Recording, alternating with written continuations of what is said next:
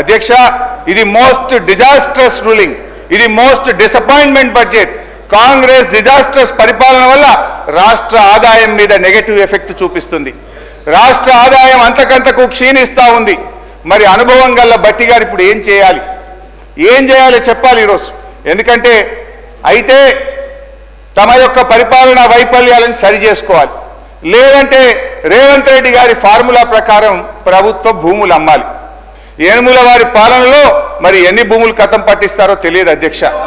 ఎందుకంటే అధ్యక్ష, గచ్చిబౌలిలో 400 ఎకరాలను వేలం చేయడం ద్వారా 30,000 కోట్లు రాబట్టాలని నిర్ణయించారు.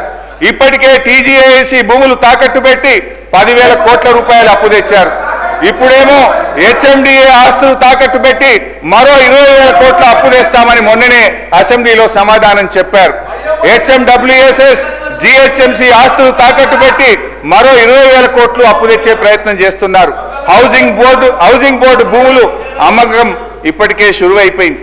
నాడేమో ప్రభుత్వ భూములు పెద్దలు ఇచ్చిన ఆస్తని, జాతి సంపదని, చచ్చిపోతే బొంద పెట్టడానికి జాగుండదని రేవంత్ రెడ్డి గారు చాలా గొప్పగా సుభాషితాలు చెప్పారు. ఇవాళనేమో అధికారంలో రాగానే బరాబర్ భూములు అమ్ముతామంటున్నారు, అమ్మకానికి నోటిఫికేషన్లు ఇవ్వడం షురువైపోయింది. అధ్యక్ష, అమ్మొద్దని ఆక్షేపించిన నోటితోనే ఇవాళ భూములను అర్రాస్ పాట పాడుతా ఉన్నారు అధ్యక్ష. దీన్ని వాటన్ తీరు మాట్లాడే దిగజారుడు రాజకీయం అంటారు అధ్యక్ష. మొత్తంగా 50,000 కోట్ల రూపాయల ఆస్తులు తాకట్టు పెట్టి లేదా ఆస్తులు అమ్మడం ద్వారా భూములను ఆస్తులను 50,000 కోట్లను సమీకరించే ప్రయత్నం చేస్తున్నారు. అంటే ఏంది అధ్యక్ష, అందిన కాడికి అప్పులు చేసుడు, విచ్చలవిడిగా భూములమ్ముడు, ఇదేనా మీ మార్కు పాలన అని అడుగుతా ఉన్నా. తన పరిపాలన నెగటివ్ ఎఫెక్ట్ వల్ల రాష్ట్ర ఆర్థిక వృద్ధి రేటు తగ్గిపోతుంది. తన వైఫల్యాన్ని కప్పుపుచ్చుకోవడానికి ఈ మధ్య కొత్త వాదన శురు చేశారు. ఏంటంటే అధ్యక్ష, దేశమంతా ఆర్థిక మాంద్యం ఉందని, అందుకే ఆదాయం తగ్గిందని సెలవిస్తున్నారు. అధ్యక్ష, ఒక నిమిషం వినాలి సార్, మంత్రి గారు వినండి. అధ్యక్ష, కర్ణాటక, మహారాష్ట్ర, తమిళనాడు, ఆంధ్రప్రదేశ్ సహా దేశంలో ఎక్కడా కనిపించని ఆర్థిక మాంద్యం ఇవాళ తెలంగాణలో మాత్రమే ఎందుకుంది? అంతా నాకే తెలుసు, అందుకే అంతా నాకే తెలుసని ఈ ప్రభుత్వం, ఈ ముఖ్యమంత్రి గారు అహంకారంతో, అజ్ఞానంతో, అనాలోచిత నిర్ణయాల వల్ల రాష్ట్ర ఆదాయం కుంటుపడ్డది.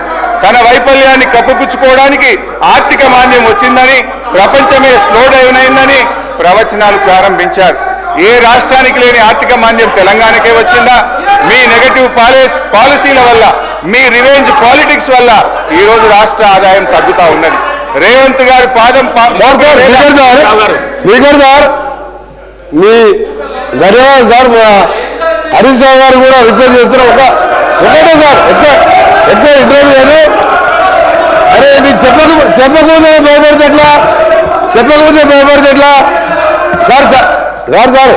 హరీష్ రావు గారు అమ్మకాల గురించి ఇతర విషయాలు చెప్తున్నారు. నేను ఒకటే మీరు పర్మిషన్ లేని సార్ ఎట్లా ఈ రాష్ట్రాన్ని సార్ ఒక దేశ చరిత్రలో ఎక్కడ లేని విధంగా ఎన్నికల ముందు ఒక 2 మాసాల ముందు ఔటర్ రింగ్ రోడ్ అనే రోడ్డుని ఫ్యూచర్ హైదరాబాద్ డెవలప్ చేయడానికి గతంలో హైటెక్ సిటీ కట్టి ఆ తర్వాత ఇంకా కూడా ఎక్స్పెన్షన్ చేయాలంటే ఔటర్ రింగ్ రోడ్ కాంగ్రెస్ ప్రభుత్వం రాజశేఖర రెడ్డి గారు ముఖ్యమంత్రిగా ఉన్నప్పుడు ఔటర్ రింగ్ రోడ్ వేసి అక్కడే జిఎంఆర్ ఎయిర్పోర్ట్ కట్టి అక్కడనే ఫైనాన్షియల్ డిస్ట్రిక్ట్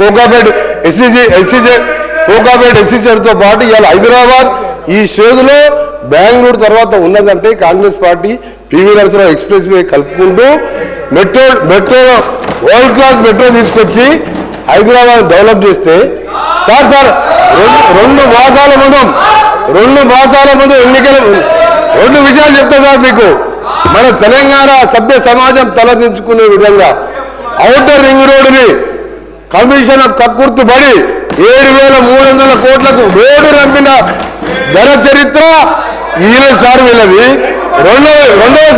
రెండవది సార్ ఎక్సైజ్ ఎప్పటివరకు సార్ ఎక్సైజ్ షాప్స్ రెస్టారెంట్ది ఇంకా 3 నెలల సమయం ఉంటే 3 నెలల ముందే అప్లికేషన్ తీసుకొని నిరుద్యోగుల దగ్గర 2,000 కోట్ల రూపాయల నాన్ రిఫండబుల్ పేరు మీద వసూలు చేసి షాపులు కేటాయించుకొని ముందు చేసిన కథలు.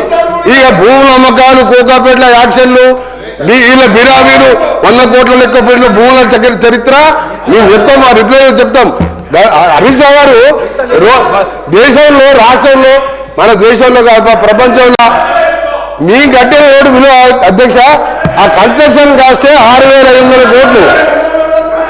రోడ్డు ల్యాండ్ ఎక్విజిషన్ కలితే కదా ఆ రోడ్డు విలువ 1,00,000 కోట్ల పైన ఉంటుంది అధ్యక్ష. రోడ్డు నమ్ముకుంటారు అధ్యక్ష. ఎవరైనా ఈయన భూముల అమ్మకాల గురించి మాట్లాడుతున్నాడు. హరీష్ రావు గారు భూముల అమ్మకాలు మాట్లాడుతున్నారు. హరీష్ రావు గారు మొత్తం తెలియదు అధ్యక్ష. హరీష్ రావు ముందు పెట్టి మాట్లాడిపిస్తారు, వెనక నడిపించే 2-3 ఉన్నారు. హరీష్ రావు మొత్తం తెలియదు. దయచేసి మీ చరిత్ర తెలుసుకొని మాట్లాడండి.